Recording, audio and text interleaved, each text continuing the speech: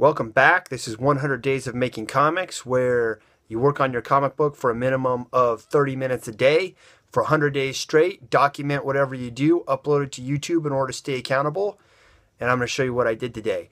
I'm also going to give you a quick little tour of my desk. I haven't cleaned it up in quite a while, so there's probably a lot of weird, maybe not so weird, strange, bizarre stuff lying around. So you can check that out as well. Let's get going. Okay, so here's what I worked on today. You can see I started laying in the gray wash on these heads here and got about halfway done with the page. I'll be able to finish this off tomorrow.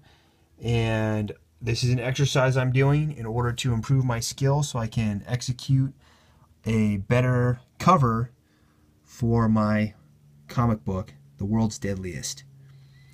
So that's it for that. Alright, so let me show you around my desk really quick. I haven't cleaned it up or anything. This is just what's lying here today, what's around. I'll move this. And okay, so this is my drawing board. What I do with this is I'll set it on my lap like this here. And then I can sit up like here and work, and it keeps my back straight. Now, one thing you'll notice is I've outfitted this board with these, on this side, with these animation pegs. This is actual animation paper here. I was working on a walk cycle.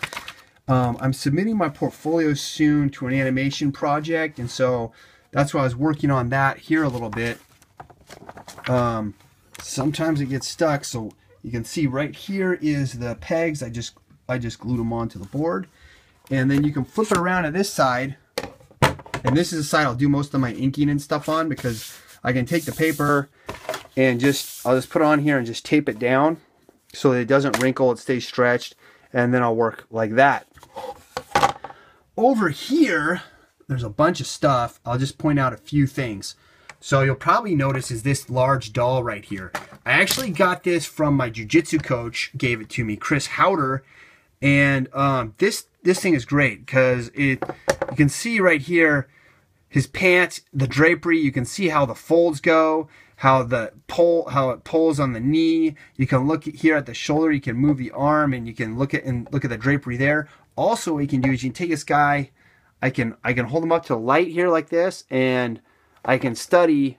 I can see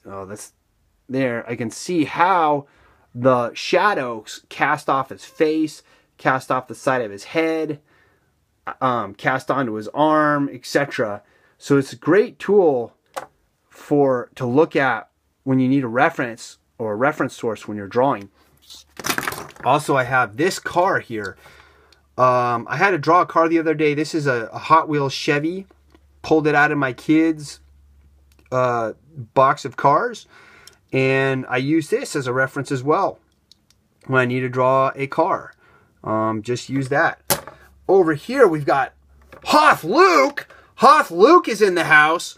Now, Hoth Luke is really, he's just here for good luck, and he just like watches everything, over everything, makes sure the Sith don't come around too much. Actually, Luke Skywalker is my favorite character of all the Star Wars characters, and especially Hoth Luke Skywalker. And I do have his blaster right there too. He wasn't yet using a lightsaber much at this point, I guess, because he didn't come with a lightsaber. He came with a blaster, which he will hold like that in case he needs to shoot anything in the sky behind him. He can just reach over with this hand and pull the trigger. So I'll put Hoth Luke right there. He falls over sometimes. I'll show you one more thing. We're not going to talk about any of this stuff over here. That'll be for another update at another time. But I will show you my chair. And here we go. I've got my nice green shaggin' wagon style chair that I sit in, swivel. We've got this, goes back like that. It's got wheels on it so it moves. Now, you're probably wondering, where did Sam get a chair specimen such as that? I mean, this chair is so awesome. How did you find that? And I will tell you where this chair came from. This was actually my great-grandmother's sewing chair. And she lived to be about 100 years old. And show you underneath. This is so old school. It's got the old spring. You can't really see. There's not enough light. But, I mean, this thing, they don't make stuff like this anymore. But this was her sewing chair. So you can think about all the stuff that my great-grandmother sewed off this chair. I am now drawing all this great stuff off this chair.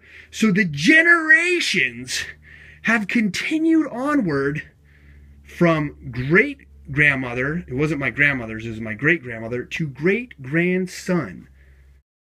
All right, well, that's it for today. Thanks for joining me. I'm going to sit down now in my great-grandmother's old sewing chair, and I'm going to start trying to rip out some more drawings and some more illustrations. So I'll just sit down right here. I'll arch back here, swivel it around, and I will see you tomorrow.